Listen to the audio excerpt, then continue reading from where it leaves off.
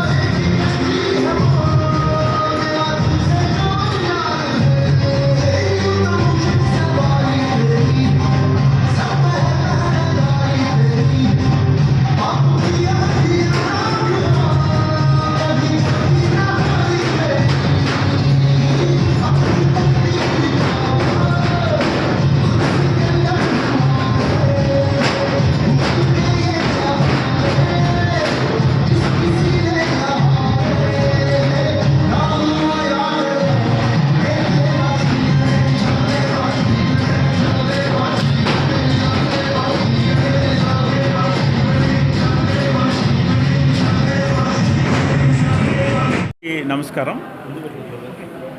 Kidney health for all అంటే అందరికీ kidney ఆరోగ్యం అనే థీమ్ తోటి ఈ సంవత్సరం వరల్డ్ కిడ్నీ డేని జరుపుకోవడం జరుగుతూ ఉంది. ప్రపంచవ్యాప్తంగా కిడ్నీ వ్యాధులపై అవగాహన కలిగించే నిమిత్తము ఈ కార్యక్రమం జరపడం జరుగుతుంది. సో మనం స్టాటిస్టిక్స్ చూసినట్టయితే శాస్త్రీయ నివేదిక ప్రకారం దరిదాపుగా ప్రతి మిలియన్ పాపులేషన్లో 800 మంది సీకేడీతో బాధపడుతున్నారు. వారిలో 240 మంది ఈఎస్ఆర్డి అంటే ఎండ్ స్టేజ్ రీనల్ డిసీజ్తో బాధపడుతున్నారు అనమాట. దీనికి ప్రధానమైన కారణం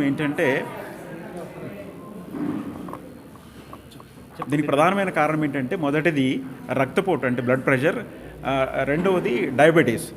ఈ 2 కారణాల వల్ల చాలామంది కిడ్నీ వ్యాధులు బారిన పడుతున్నారనమాట.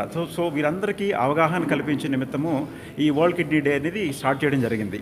ఇంకొక విషయం ఏంటంటే, దరిదాపుగా ఒక అధ్యయనం ప్రకారం ఏంటంటే, దరిదాపుగా మిలియన్ మరణాలు మనం స్టడీ చేసినట్టయితే దరిదాపుగా 15 సంవత్సరాల వయసు నుంచి 69 సంవత్సరాల వయసు మధ్యలో ఒక స్టడీ చేసినప్పుడు, మరణాల స్టడీ చేసినప్పుడు దరిదాపుగా 3.9% మంది కిడ్నీ వ్యాధుల కారణంగా చనిపోతున్నారన్నమాట. సో కిడ్నీ వ్యాధుల నిమిత్తం చాలా అప్రమత్తంగా ఉండాలి అనే ఉద్దేశంతో ఈ గ్లోబల్ క్యాంపెయిన్ జరపడం జరుగుతుందన్నమాట. సో అపోలో డయాలిసిస్లో దరిదాపుగా 135 క్లినిక్స్ ఉన్నాయన్నమాట దేశవ్యాప్తంగా. ఈ క్లినిక్స్లో అన్ని ప్రాంతాల్లో మేము ఎక్కడైతే ఆపరేట్ చేస్తున్నామో అన్ని ప్రాంతాల్లో పబ్లిక్ని అవేర్నెస్ చేసే నిమిత్తము వర్క్షాప్స్ కండక్ట్ చేస్తున్నాము, ఇలా క్యాంపెయిన్స్ కండక్ట్ చేస్తున్నాము, అలానే రక్త పరీక్షలు చేస్తున్నాం అనమాట. క్రియాటిన్ లెవెల్స్ మిగతా రక్త పరీక్షలు కూడా చేస్తూ దాంతోపాటుగా అవగాహన కల్పించే నిమిత్తం ఈ కార్యక్రమం ఏర్పాటు చేయడం జరిగింది. అలానే డాక్టర్ గారు కూడా వచ్చి, నెఫ్రాలజిస్ట్ కూడా వచ్చి తమ విలువైన సందేశాన్ని ఇచ్చారనమాట.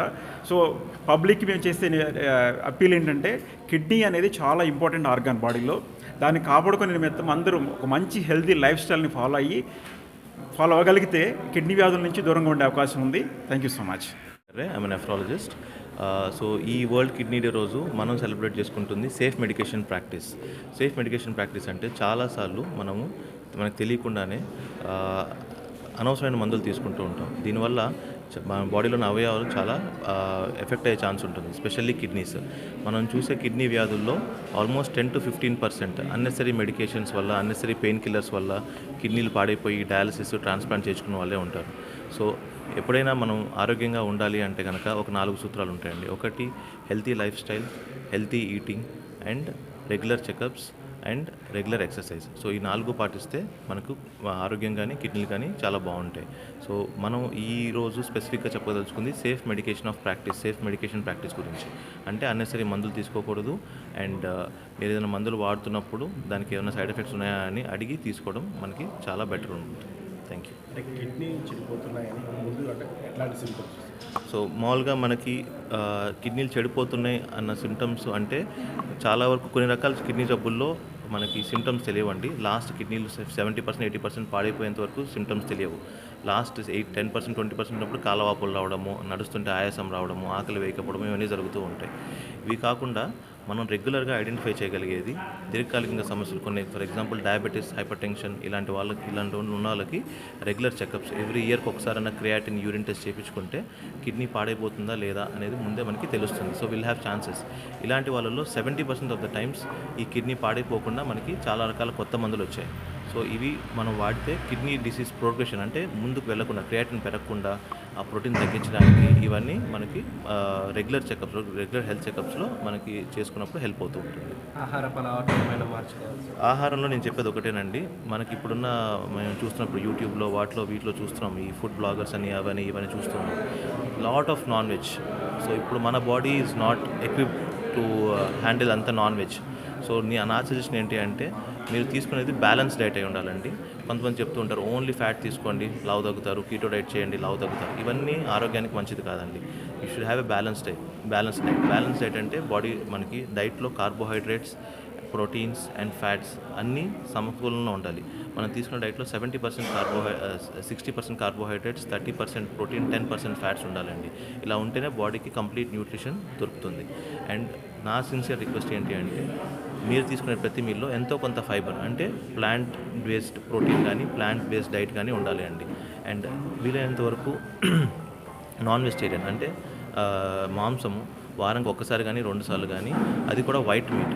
Red meat is very bad for health, specially for your kidneys. Red meat is very bad. White meet అంటే చికెన్ కానీ ఫిష్ కానీ ఇవి వైట్ మీట్ అంటాము. రెడ్ మీట్ అంటే మటన్ కానీ పోర్క్ కానీ బీఫ్ కానీ వీటిని రెడ్ మీట్ అంటాము.